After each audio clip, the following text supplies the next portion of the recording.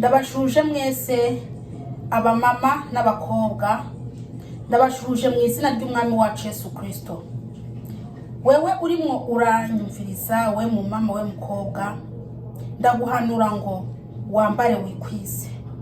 Iyo myambaro ibanye, iyibana amabuno, iyerekana intuza intege by'ukuri, ibyo ngibyo mwari mukwiye kubiheba mukambara mukikwiza.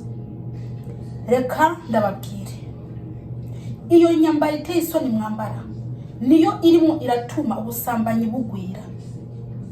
Mugenda mwambaye nabi mu mashengero, abagabo n'abasore bakabifuza, ubusambanyi bukagwira mu rushengero. Ugasanga umugabo cyangwa umusore yagushatse yashushe ari mu rushengero kubera uko kuntu wambaye. Rero by'ukuri ndabinginze kubw'imbabazi z'Imana, umugeni wa Kristo akwiye kwambara akikwiza.